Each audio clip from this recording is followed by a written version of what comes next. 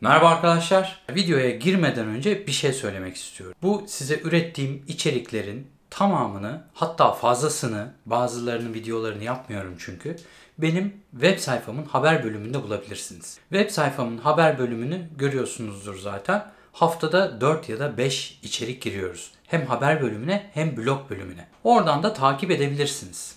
Bugünkü konumuz Franco Columbu'nun hayatı. Columbu 7 Ağustos 1941'de Sardunya adasında doğdu. Ülkesi İtalya adına dünyanın en güçlü adam yarışmasında temsil etti. 1976'da Mr. Olympia ünvanını kazandı. Her insanın farklı bir hikayesi vardır. Fakat Franco Columbu'nunki biraz daha farklı. İtalya kıyıları yakınındaki Sardunya adasında doğmuştu.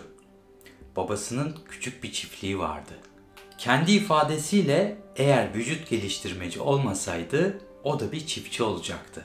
Bir otomobil fabrikasında çalışmak üzere Almanya'ya gitti. Orada boksa başladı.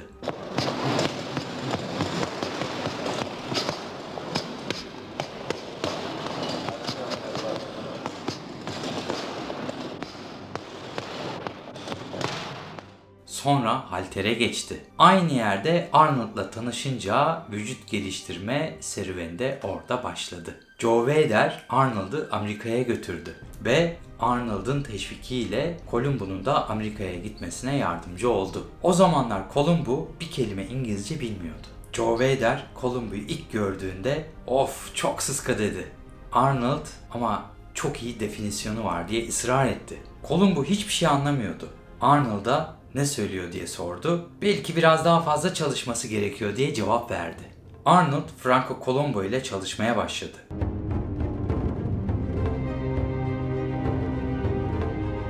Ve 1975'te 90 kilogram altı kategorisini kazandı. O sene 2 kategori vardı.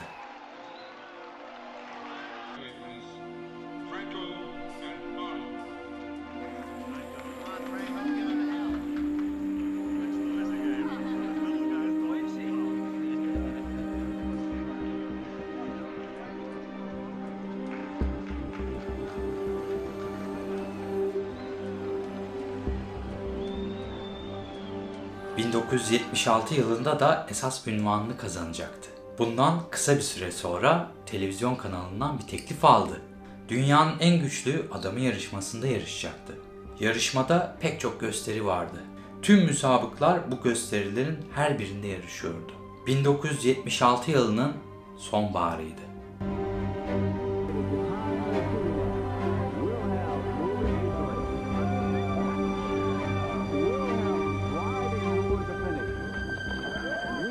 Gösterilerden birinde yarışmacılar sırtlarında taşıdıkları 225 kilogramlık bir buzdolabı ile koşacaklardı.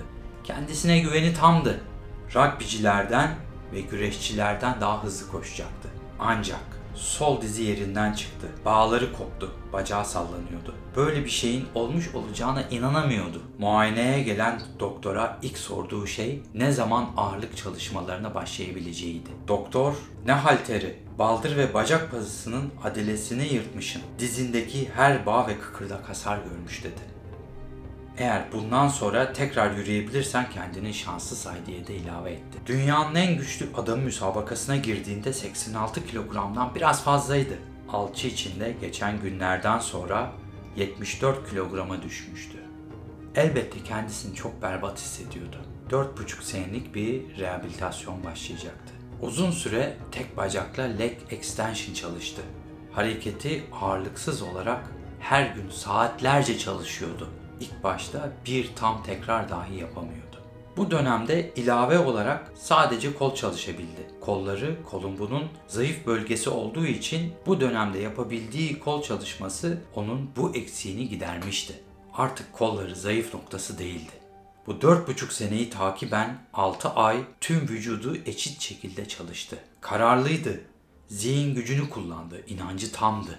89,5 kilograma çıkmıştı. Oysa 1976'da Olimpiyayı kazandığında sadece 85 kilogramdı. Bu ona bir miktar güven verdi. Tam zamanlı vücut geliştirme hazırlığının zorluklarına ve diğer fiziksel uğraşlarına rağmen Franco kendini üniversiteye kaydettirdi ve 1977'de Kayropraktik Okulu'ndan mezun oldu. Los Angeles Cleveland Kayropraktik Kolej'den kayropraktır doktoru derecesi aldı. Artık 1981 Mr. Olympia'ya hazırdı.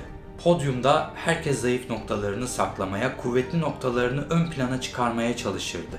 O da öyle yaptı. Uygun pozlarda sol bacağını olabildiğince geride tuttu ve sağ bacağını öne çıkardı. Ama jüri devamlı sol bacağını göstermesi için uyarıda bulunuyordu. Sıra neticelerin açıklanmasına gelmişti. Bu arada bilgi vermek gerekirse profesyonel vücut geliştirme müsabakalarında dereceler sonuncudan birinciye olarak okunur. Dickerson'ın ikinci ilan edilmesinden sonra geriye Columbu kalınca birinciliği garantiledi ve salonda alkış koptu. Columbu'nun ayrıca hafif siklet İtalya boks şampiyonluğu vardı. Zamanında 82 kilo kategorisinde bench press'te dünya ikinciliği vardı. Vücut anatomisinden bahsetmek gerekirse bisepsleri son derece yüksek, sivri ama kısadır. Göğüs arası kanyon gibidir. En iyi üst göğüslü vücutçulardan birisi olmuştur. Kendine has göğüs yapısı vardır. Zamanının en iyi kanatları da ondadır.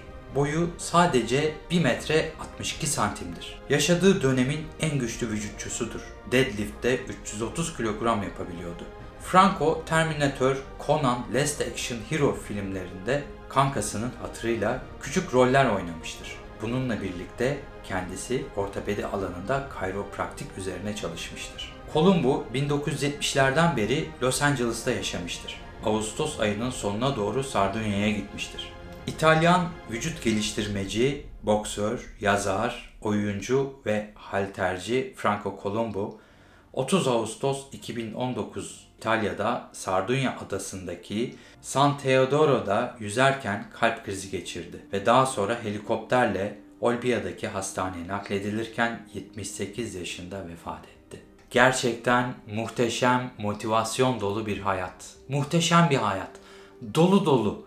Hiçbir saniyesi boşa geçirilmemiş bir hayat. İnsanlara yararlı olmak için kayropraktik olmuş ve birçok sporcuyu ayağa kaldırmış. Doktorların artık spor yapamazsın dediği birçok sporcuyu da ayağa kaldırmış bu klinikte. Kendi dereceleri haricinde insanlığa da birçok yararı olan bir kişi. Franco Columbu. Arkadaşlar videomu beğendiyseniz lütfen şuradaki beğen butonuna tıklayın. Ve sürekli olarak video atıyorum. Videoları kaçırmamak için kanalıma abone olun. Ve de o çan şeklindeki şey ben video attığımda size bildirimlerin gelmesini sağlıyor. O yüzden o çanı da açın lütfen. Ona da tıklayın. O zaman görüşürüz.